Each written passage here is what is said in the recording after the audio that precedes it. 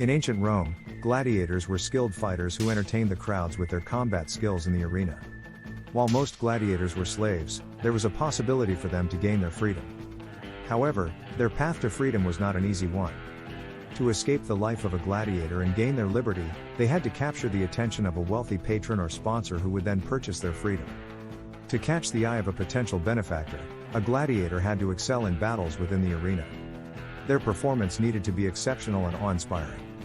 By demonstrating exceptional fighting skills, courage, and tactical prowess, they could impress both the audience and potential sponsors. Another way for a gladiator to gain favor with influential individuals was through personal connections or alliances. If they managed to form relationships with high-ranking officials or influential members of society who attended the games as spectators, it could greatly increase their chances of being noticed and sponsored. Once a wealthy patron or sponsor expressed interest in a particular gladiator's performance or character, negotiations would take place regarding the terms of their freedom. The sponsor would typically pay a sum of money to purchase the gladiator's freedom from their owner. In return, the gladiator would be released from servitude and granted their liberty. The process of gaining freedom as a gladiator was not guaranteed nor easily achieved. It required not only exceptional physical abilities but also strategic thinking and networking skills. Only those who managed to stand out among countless other fighters had any hope of catching the attention of someone willing to invest in their release from bondage.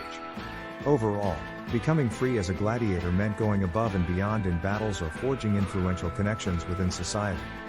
It was an arduous journey that required both talent on the battlefield and charisma off it, all in pursuit of gaining favor with those who held power over their fate. After being freed from the life of a gladiator, former warriors had a multitude of career paths to choose from. Some individuals opted to remain connected to the world of combat by becoming trainers or instructors for aspiring gladiators. Their expertise and first-hand experience in the arena made them invaluable resources for teaching fighting techniques and strategies. However, not all former gladiators wished to continue their involvement in violent pursuits. Many sought more respected roles within society, leveraging their physical prowess and disciplined training for positions such as bodyguards or soldiers. The skills gained as gladiators made them highly desirable protectors, capable of defending important individuals or serving in military campaigns.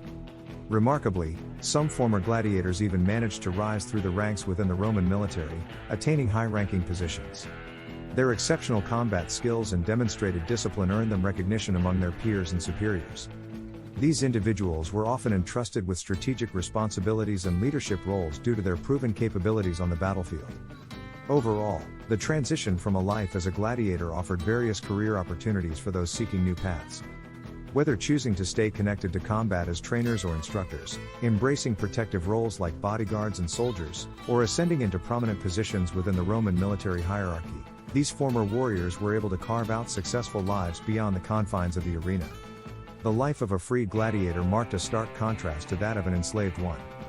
Upon gaining their freedom, these former gladiators experienced a significant shift in their lifestyle, granting them newfound independence and control over their lives.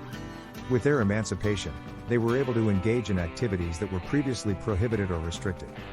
One notable aspect of the liberated gladiator's life was their ability to form personal relationships and start families.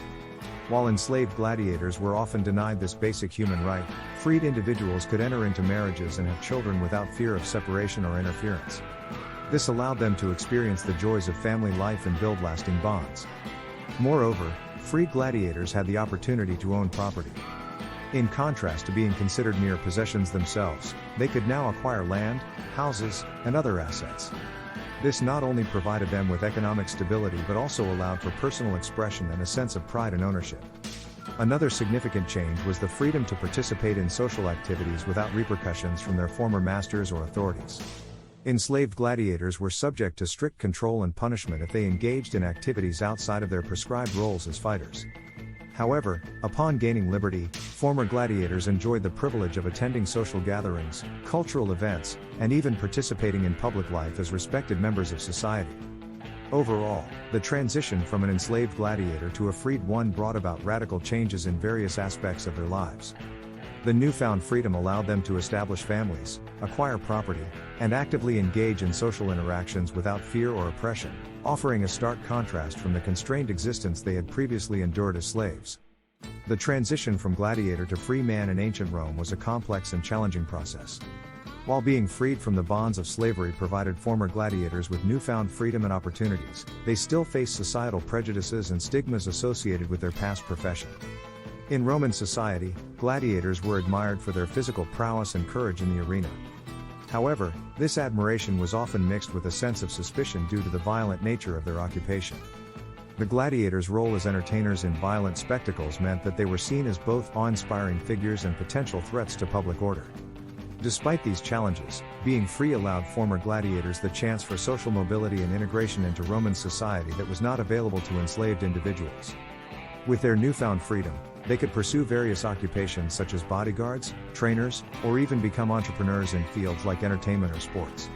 While some individuals may have held onto their gladiatorial identity as a source of pride, others sought to distance themselves from it in order to assimilate into mainstream Roman society. They would often adopt new names and strive to establish themselves as respectable citizens through marriage or involvement in civic activities. In conclusion, although former gladiators faced societal stigmas associated with their violent past profession, being freed from slavery offered them opportunities for social mobility and integration into Roman society that were not accessible to enslaved individuals. Their journey towards acceptance involved navigating both admiration and suspicion from the wider community while striving for personal growth and assimilation. Overall, the journey from being a captive fighter in the arena to becoming a freed individual presented both challenges and opportunities for ancient Roman gladiators seeking a different path in life.